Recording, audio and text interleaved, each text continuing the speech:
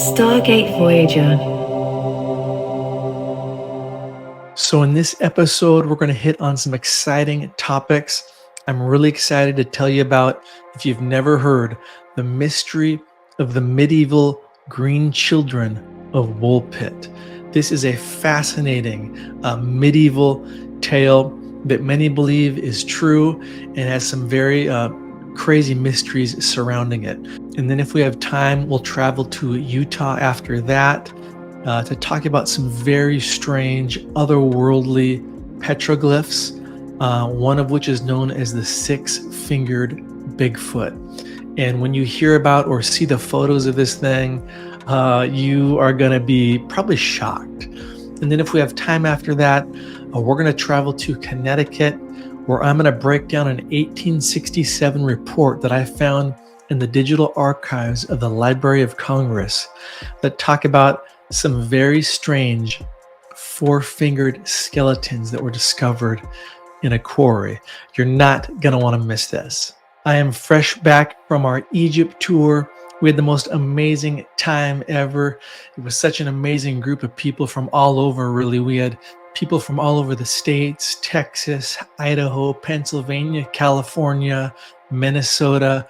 We had people from Australia, England, Belgium, to name a few. So it was a pretty diverse group of people. And man, did we experience Egypt like never before. A couple of my highlights real quick. I'd seen the Bent Pyramid, which is located in Dashur, about an hour south of Giza. I'd seen this pyramid a handful of times, but I never went inside of it. Usually when I'm in this area, you see the Bent Pyramid and then the Red Pyramid, which is right next to it. And I usually go into the Red Pyramid. But we had like 20 minutes left, and a fellow group member influenced me and said, "Hey, let's go check out the Bent Pyramid." So we went inside, and man, was this one of the highlights of my trip. Now, to set this up real quick, the Bent Pyramid, it still possesses many of its casing stones, which is just an amazing sight to see. But mainstream Egyptology says this pyramid was built under Old Kingdom Pharaoh Sneferu, approximately 2600 BC. And the walls of the lower part of the pyramid, they rise at an angle of 54 degrees, and then at about 161 feet above the base, there's this abrupt flattening of the slope to 43 degrees. And so that's why they call it the Bent Pyramid, because prominent theories regarding its strange shape include that it was either damaged during construction, or that the builders made a miscalculation during construction and therefore changed their plans. But the reason this was one of my highlights, because going inside this pyramid, which is way smaller than the Great Pyramid of Giza, yet the massive descent that you make inside of it to get to the bottom and then go up was very hard. It seemed like it might have been about 200 feet or so down into this thing. When I say down, you have to go up. You know, there's scaffolding built to get about halfway up the pyramid on the outside, and then you go down all the way, like 200 feet, and then you hit the bottom, it levels off, and then you go up a little bit, and then you get inside of it at its base, and you're looking up. And this thing is anything but a mistake. Inside, it's precision, trapezoidal perfection. And if you're watching on YouTube or Spotify, you're going to see images of me taking a photograph looking up inside this thing. And really, again, the sense you get is that this was some kind of ancient machine. And then the other highlight would be on the last full day of our tour, our group had a private visit inside the Great Pyramid of Giza, 2 hours just by ourselves, just our group. This whole every minute of this 2-hour visit, private tour, was incredible, but especially the part at the end. There was about 20 minutes left of our 2-hour allotment. By this time, most people had already been down to the subterranean chamber in the Great Pyramid and had left. And I had spent most of my time up at the so-called King's Chamber and in the so-called Queen's Chamber, and I had 20 minutes left. I was dog tired from going up and down this pyramid. I mean, it's so hot inside and humid you're baking, you're dripping sweat. And so I thought, man, maybe I should just call it a day and just kind of enjoy the upper courses of this pyramid. But the adventurous side of me kicked in, and I said, no way, there's no way I can miss going to the subterranean chamber of the Great Pyramid. Let's go. And so I made my way to the entrance or the descending passageway goes down 300 feet, I believe, into the subterranean chamber underground, under the pyramid, the basement. And I told my buddy Hank on the trip from San Francisco, I said, bro, if I don't come back in 20 minutes, promise me that you're coming after me. And he gave me his word. And so I had my flashlights, and it was just me all by myself going all the way down the descending passageway towards the subterranean chamber. You know, if I turn the flashlights off, it's pitch black. And I finally get all the way down to the bottom where it levels off, and you literally have to do a belly crawl into the opening that takes you into the subterranean chamber. But once I was inside, this was such an incredible experience because I was literally all by myself, nobody else talking. And so there was a couple moments in there where I was just silent, you know, shining my flashlight, just taking it all in, that I was in the subterranean chamber all by myself. And how many great explorers had been inside this chamber? And even more, who were these ancient engineers that originally created this? And when did they create it? Was this 10,000 BC? Was this 50,000 BC? And why did they create it? Obviously, the mainstream narrative states that this subterranean chamber was, you know, some kind of tomb the pharaohs were using before they decided they wanted to go up to the nicer chambers of the so-called Queen's Chamber and King's Chamber.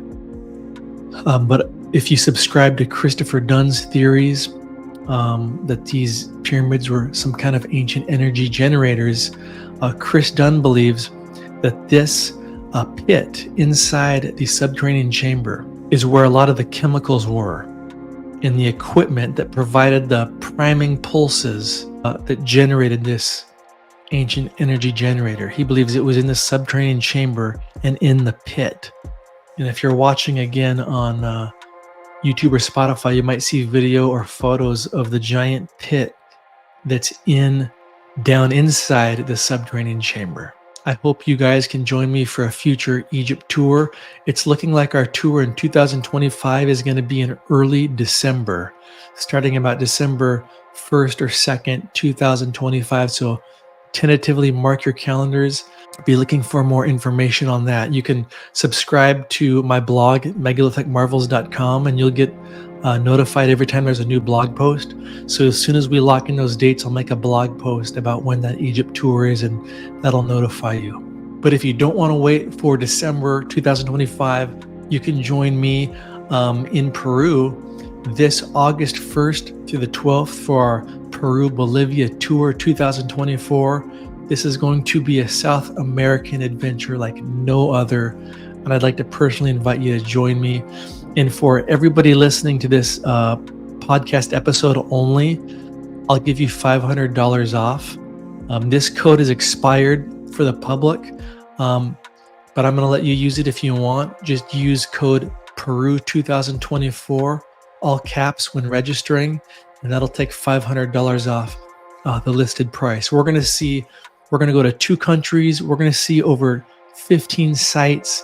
We're going to go off the beaten path and see stuff your average tourist wouldn't see. We're going to examine all the evidence of lost technology in Peru. You're going to get a master's class in the hidden history of Peru. We have the best guides that know the real history, English speaking, and this is a worry-free tour.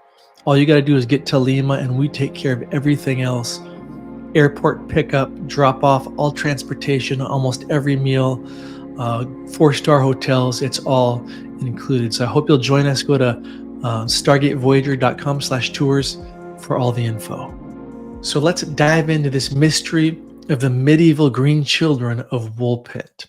Now, this tale comes from the 12th century during the reign of King Stephen or the reign of King Henry II. Um, King Stephen reigned 1135 to 1154. King Henry reigned from 1154 to 1189. So the sources we have on this tale say that this happened during one of the reigns of one of those kings. And the origins of the story come from two main sources, both of whom were quite respected historians in their day. We've got William of Newburgh, who wrote the book, The History of English Affairs. And he wrote this around 1150. And his book is basically about the history of England from 1066 to 1198. And William states that he was so overwhelmed by the many competent witnesses regarding this tale of the green children that he just had to add the account to his book. And then our other source is known as Ralph of Coggeshall, and he wrote the book English Chronicle, written about 1189. So the story takes place in the village of Woolpit in Suffolk, England. Now, Woolpit comes from the Old English word wolf pit, where they used to make these stone chambers in the ground, apparently, to catch wolves that were coming after the sheep, I believe. So wolf pit, Woolpit. Now, this story also takes place during harvest season, when families and reapers are out gathering crops. And on this specific evening, the sun was beginning to set and light was starting to fade, when suddenly some of the reapers noticed something strange in the distance. What appeared to be two children standing beside one of the wolf pits.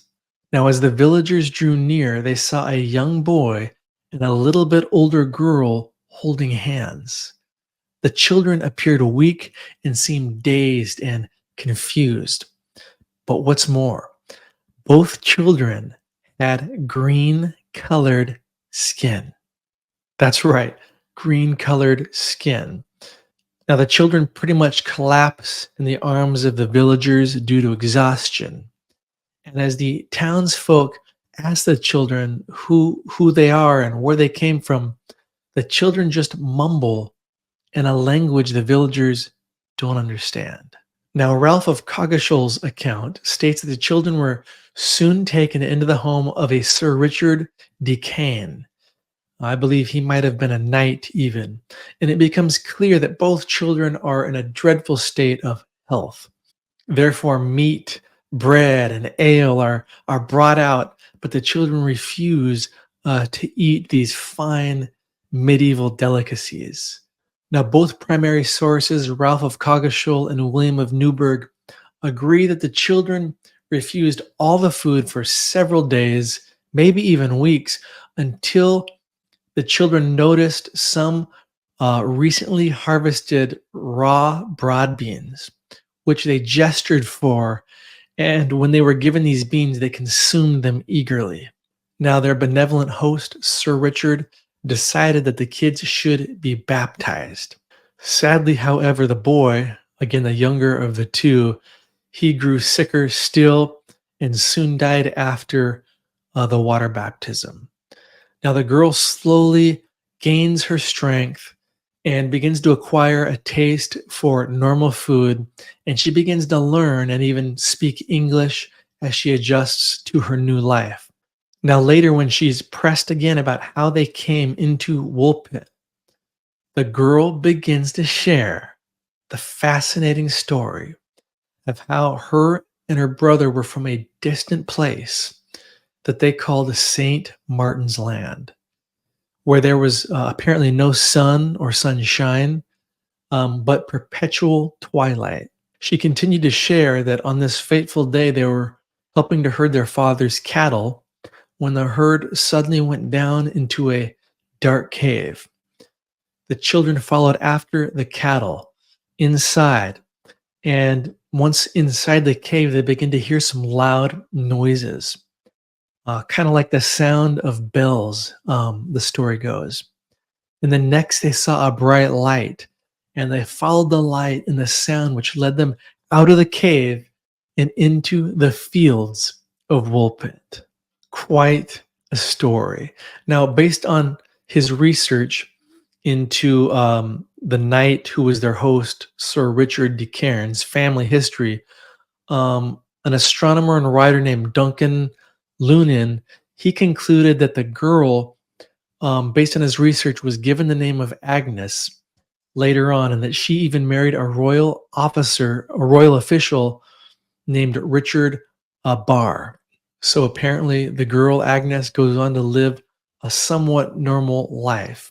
Now, the tale resurfaces of the Green Children in the mid Victorian period when folklorist Thomas Neatley included it in his book, The Fairy Mythology. And he was associating them, obviously, with possibly being fairies. Even later, a couple hundred years removed from the actual supposed event, we have a few more contemporary accounts highlighted in the 1620s by a Bishop Francis Godwin. This guy was a priest and historian who wrote a science fiction text called The Man in the Moon. Now, it's interesting to note that this book, The Man in the Moon from the 1620s, is actually the first mention we have in written text about aliens. So very interesting. And this guy Godwin references this account of the Green Children, and he uses it as evidence for aliens, where he says people on the moon beamed people down to Earth, children specifically, to the human race, and exchanged them for human children. Fast forward to 1998, a guy named Paul Harris was writing a publication about strange phenomena, and he proposes that the children might have been actually Flemish orphans who were fleeing from a nearby town where there was a battle in 1173, and that he believes maybe the parents were killed in this battle because guess what? The name of the village is Fornham St. Martin, and it's apparently just a few miles away from Woolpit. And so he theorized that the green color may have been caused by a condition caused by a kind of anemia called chlorosis, I believe, from dietary deficiency. This is where your skin color changes due to diet, which is not necessarily unheard of. They also call it the green skin, this condition of, I think another word for it is hyperchromic anemia. And it used to be known as the green sickness due to its tendency to cause green patches on skin due to iron deficiency. Now, before we get off this topic of skin color changing due to physical deficiencies, have you heard of the blue people of Kentucky? Well, crazy enough, the Fugate family, commonly known as the Blue Fugates or the Blue People of Kentucky, check this out, were an ancestral family living in the hills of Kentucky starting in the 19th century, where they are known for having a strange genetic trait that causes the skin to appear blue. There's even a specific word for it, but I cannot pronounce it. Now, this Fugate family, they settled in an area of Perry County, Kentucky, literally in the year 1800. And again, they had a recessive gene related to their blood hemoglobin that caused them to have this blue tint of skin. Now, this area of Kentucky they were living in is very remote in the hills, and it was a very remote area up until even the 20th century. And so the Fugates and a handful of other families, they intermarried for decades, and the result was what they called the Fugate founder effect, this blue tint gene becoming dominant in that area of Perry County by the mid-19th century. And so some theorize perhaps the Green Children of Woolpit were part of a assimilated, isolated community. Now, others like medievalist Jeffrey Jerome Cohen offers a different kind of historical explanation, arguing that this story is an oblique account of the racial differences between the English and indigenous Britons. Others suggest that the two children may represent simultaneously life and death, and that the children's pigmentation change would symbolize the passing from death to life, and that This is a tale regarding the cycles of nature and rebirth with crops. And lastly, it should also be noted that there's another medieval tale surrounding a mysterious Green Knight or the Green Man, who was a heroic character in a 14th century poem known as The Matter of Britain, I believe. And this Green Knight has kind of this role in the Arthurian literature, and it includes him being a judge and a tester of knights. And as such, other characters consider him as friendly but terrifying and somewhat mysterious. And so, this Green Knight or the Green Man again is in medieval lore also, because his skin is apparently green. And the meaning of his greenness has also puzzled scholars. Some identify him again as the Green Knight, some as the Green Man. Some identify him as being a vegetation being of medieval art. Others as a reflection of a figure from Celtic mythology. Others as a Christian pagan symbol that maybe personifies the devil. But even medievalist C.S. Lewis said the character of the Green Knight was, quote, as vivid and concrete as any image in literature, end quote. So what do you guys think of the green children of Woolpit? Were they from the Hollow Earth? Are they fairies? Were they actually aliens?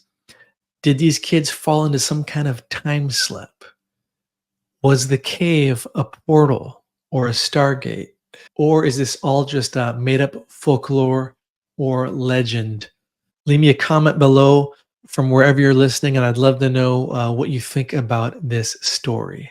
All right, let's travel to Utah now and talk about the ancient six-fingered Bigfoot petroglyph. And this incredible petroglyph and the petroglyphs around it were first brought to my attention by Abby Warnock Matthews, who I follow on Instagram, and I'll link her in the show notes below. But she had posted photographs, her own photographs, of these strange petroglyphs. And so I reached out to her for more information. And we actually did a podcast episode more in depth about this a couple years ago. But I was looking at these photos recently and I thought, man, I've just got to, for all my new listeners, new viewers, I got to at least talk about this one six-fingered petroglyph because it's so fascinating. But if you want to see all these photos and learn even more, just click the link in the show notes to be taken to Abby's photos. And again, a lot of this information comes from her. So Utah's Uinta Basin is home to some very unique rock art featuring depictions that aren't found really anywhere else. And these petroglyphs are often referred to as classic vernal style. And they're believed to have been created by the Fremont culture sometime between 1 and 1200 AD. Now, unlike other rock art in Utah, which depicts mostly animals, hunters, and faceless anthropomorphs, these dry fork petroglyphs depict varying scenes of chaos. These anthropomorphic figures have intensely decorated heads and shoulders, highlighted by horns, jewelry, and headpieces. Many are holding severed heads in their hands, which these severed heads feature pecked trails of tears flowing down their faces. And some are painted, you can still see, with red streaks of blood, red for coloring. Simply fascinating. Now, the most fantastic figurine of all of these, featured amongst these dry fork petroglyphs, again in Utah, is what is known as the Bigfoot for obvious reasons. And he is indeed rare, as no other figure we know of possesses feet of this size and this proportion of nature anywhere else in this style or region. And when you look at this photo, it is incredible. You see this being or this entity. He has gigantic feet. I mean, gigantic feet in proportion with his body. But when you look at his head, he's got a cone-shaped head that looks very elongated. Now, was this an elaborate headdress, or is this rock art depicting an elongated skull with horns? Because you see this elongated conical shaped head, but then you see what looks like horns coming out the sides. So again, is this a very elaborate headdress, or is this an elongated skull with horns? You can see eyes, you can see the mouth. This thing looks to have some kind of necklace on it. He's wearing some kind of clothing, but what's more, on the left hand, there it is, 6 fingers on his left hand. 6 fingers. Now, the other hand might have 6 fingers as well, and I think I lean towards that it does, but unfortunately, it's been a little bit damaged, and so it's hard to tell for certain how many fingers are on the right hand.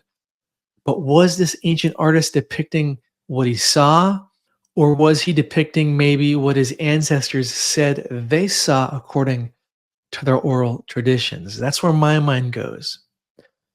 Might this be depicting some hybrid demigod from the old world that descended into the American Southwest in ages past?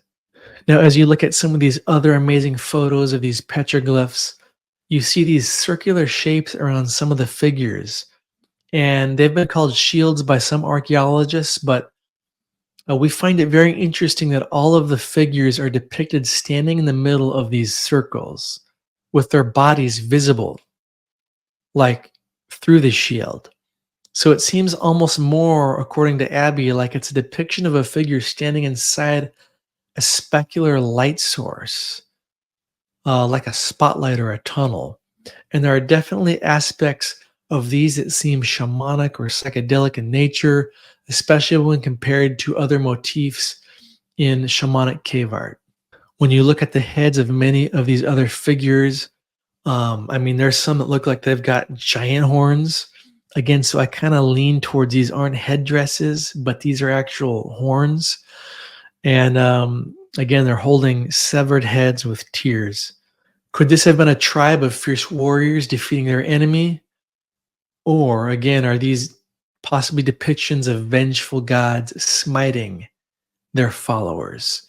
In a couple of the scenes, I mean, it shows what looks like either pygmy or normal sized entities, and then giant entities behind them.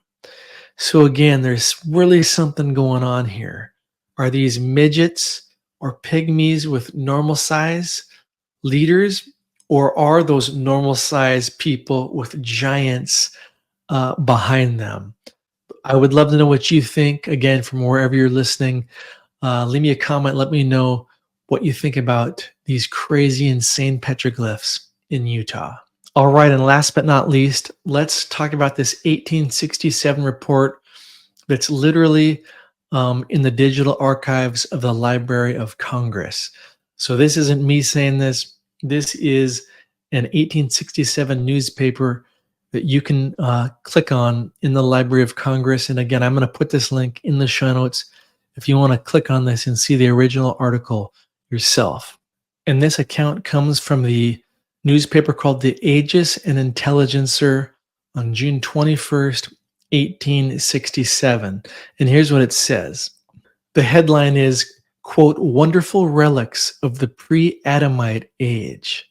The article reads as follows, quote, "A well-known literary gentleman of Middletown, Connecticut, has made public the following remarkable geological discoveries upon the banks of Connecticut River.